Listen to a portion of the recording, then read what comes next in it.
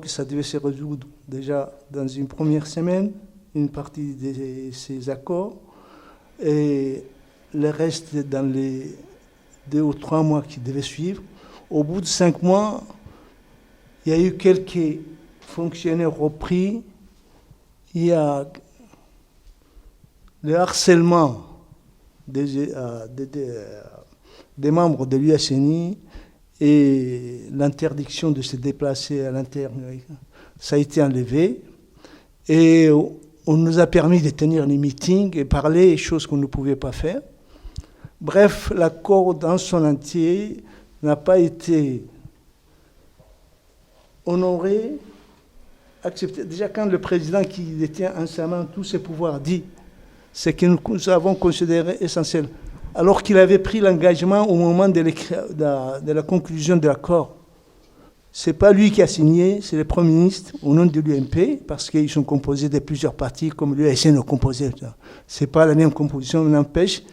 Il avait pris officiellement sur lui qu'il garantirait personnellement, qu'il suivrait l'application rapide de ces accords, la concrétisation rapide. Il ne l'a pas fait. Et ça refroidit. Nous, ça nous a surpris, bien que nous connaissions les mensonges habituels, ce qui a été fait, le sort qui était réservé aux premiers accords. Mais on a dit, mais malgré tout, maintenant il est là. Il détient en sa main tout. Hein, il faut bien parler, arriver à quelque chose, et prendre à témoin les pays amis qui ont tout intérêt que nous à ce que la paix se pérennise à Djibouti dans une région très troublée. C'est en cela que nous avons cru. Le temps a évolué. C'est le temps de l'Internet. Tout ce qui se fait en cachette et croit, des mensonges qu'on déverse sur les médias nationaux, radio et télévision, la nation, dont bien sûr l'opposition est exclue. On a dit, mais puisque nous avons emporté les élections, alors qu'ils s'y attendaient pas, est-ce qu'on a pu créer l'unité de l'opposition? Puisque nous pouvons encore aller là, une bonne partie de ceux qui sont encore aux alentours du pouvoir, soit qui n'osent pas se prononcer parce qu'ils sont fonctionnaires, ils risquent de perdre leur petit intérêt et tout ça, en douce l'USN. Alors, contrairement à ce qu'il avait voulu, se semblant des accords et diviser l'USN, il n'a pas réussi. Et nous avons toujours bon espoir, nous, éviter les pires à Djibouti par notre sagesse et par l'amour que nous portons à notre pays et à nos populations qui ont déjà trop souffert. Nous en sommes là. Nous en sommes là. Et on entend ici, par là, des gens qui s'expriment au nom de l'USN, qui clonent l'USN en disant nous sommes je ne sais quoi, alors que la lutte s'est faite sur le terrain avec les gens qui souffrent et qui ont hâte à pouvoir apporter les changements. Et les changements ne pourra se faire qu'avec l'unité nationale et la conviction de tout un chacun, et qui sont attachés à l'avenir de Djibouti. L'avenir de Djibouti est aujourd'hui sombre et il risque d'être catastrophique si rien n'est fait dans les mois prochains. Et je dis ça non pas pour être alarmiste. Économiquement, nous sommes déjà dépossédés de ce que nous avons. Djibouti est vendu hommes et biens aux Chinois, qui accaparent tout.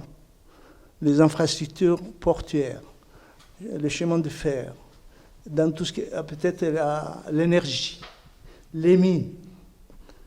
Ils déversent de l'argent selon le désir des pouvoirs en place.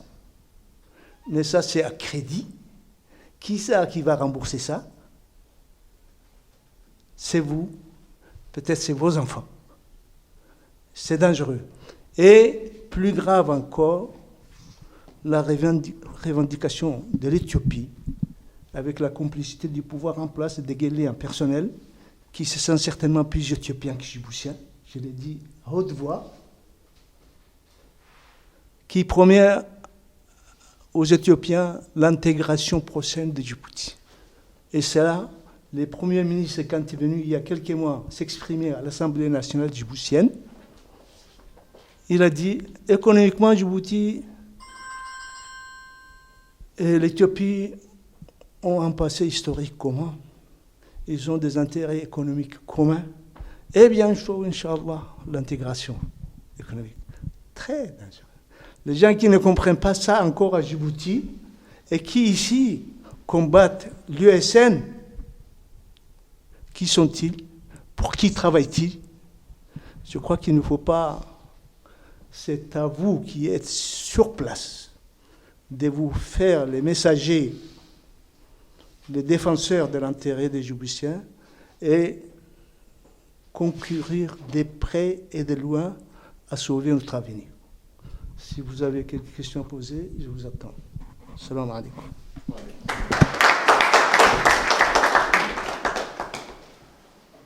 Voilà, le président vous a fait un bref rappel historique. Vous a expliqué aussi en détail. Le temps est grave. Hein? Le temps est grave. Et voilà, ce qu'il vient de vous dire, la situation des Djibouti est plus qu'alarmante en fait. Donc à nous de prendre nos responsabilités, à tout un chacun, à tout Djiboutien de prendre ses responsabilités et à œuvrer beaucoup plus à renforcer l'unité de l'USN que de la fragiliser en fait. Ça, c'est en gardant, en maintenant cette unité-là qu'on pourra parvenir un jour à un prochain, j'espère, à un avenir sûr pour la République des Djibouti, notamment à parvenir à une démocratie à Djibouti.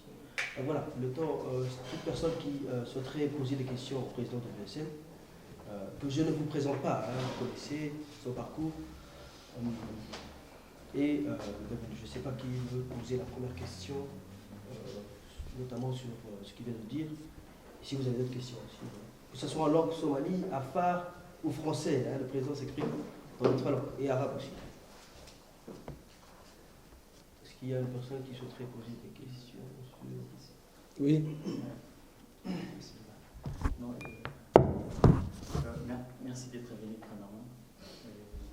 Voilà, je vous en déjà reconnaissant pour votre explication et votre conseil.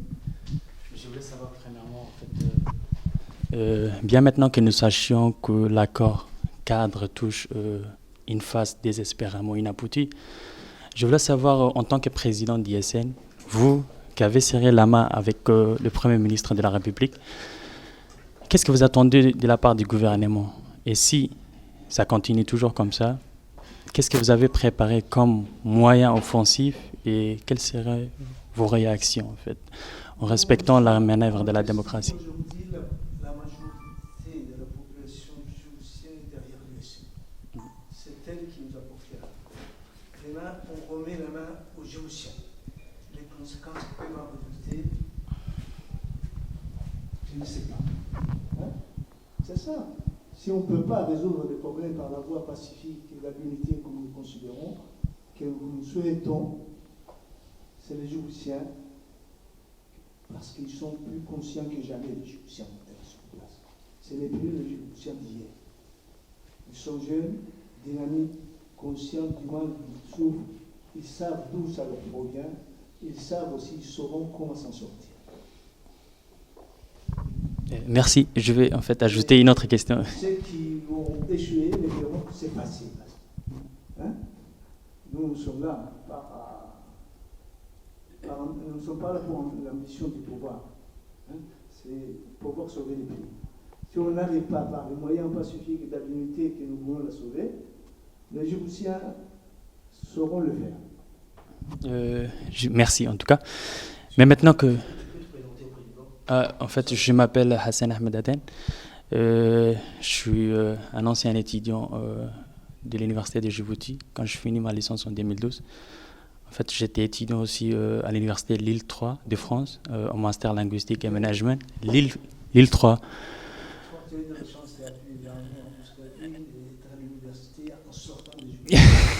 Je vois, mais ça ne me plaît pas encore parce que je vois déjà la situation et c'est que les autres sont en train de souffrir aussi. Et je suis ici depuis octobre en Belgique comme demandeur d'asile. Et depuis octobre aussi, je travaille comme interprète. Je travaille pour CISPA, Service d'interprétariat social de Bruxelles, comme interprète, comme polyvalent en fait. Voilà, la question qui suit, c'est que maintenant c'est 8 mois pour les élections prochaines. Et nous voyons très bien. Pour le moment, nous disons pas d'élection sans CCI. D'accord. Et si un de ces jours on sera en avril, qu'est-ce que vous comptez faire en fait? C'est toujours les référendums ou vous vous présentez? Ça, c'est pas à moi d'exposer maintenant. D'accord. D'accord? Merci. Disons déjà, nous avertissons. Pas d'élection sans CCI. Les choses ne se passeront certainement pas comme par le passé. Merci. Le leitmotiv maintenant, mais je vous sens catégoriser. Pas d'élection sans CCI. Ça prouve que quand même ils sont conscients et ils sont décidés. Donc les Djiboutiens sont déterminés à ne pas participer aux élections, à ne pas voter. Non, on ne sait pas. Moi, je Sauf qu'il y a une mise en place de la Commission électorale nationale indépendante. Donc voilà. Mais néanmoins, l'USN se prépare, même si on ne peut pas le dire. Moi, elle se prépare à toute éventualité. S'il y a une mise de l'application en espérant que la raison l'emportera, la pression étant ce qu'elle est de l'extérieur et de l'intérieur. Alors tout ce que nous demandons ici, partout où vous êtes, soyez vigilants, n'économisez pas votre action dans le sens de l'unité et de la paix. Voilà, sans trop... Ça. Notre message est ça. Et tous ceux qui dénigrent l'USN, qui poursuit cette action, qui doit sauver les pays, les points d'interrogation. Pour qui travaille-t-il? Et de quel droit qu'appartient le nom, la dénomination de l'USN? Les colonnages, c'est Guéli, les spécialistes, c'est Guéli, les colonnages des partis, il y en a.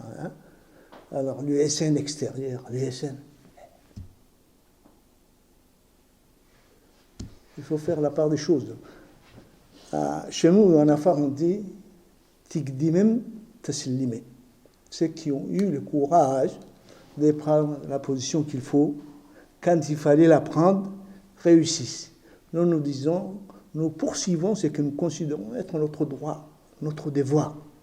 Et on ne peut, si jusqu'ici la division tribale naturelle au départ, mais dont les pouvoirs après le colonialisme ont fait un moyen